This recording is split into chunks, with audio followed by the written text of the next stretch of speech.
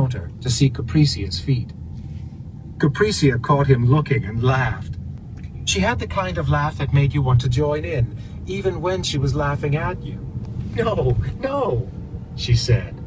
"I don't wear one. I'm not married. Why are you looking at my feet?" Fireworks. Eileen slapped her forehead. "Men." "Oh,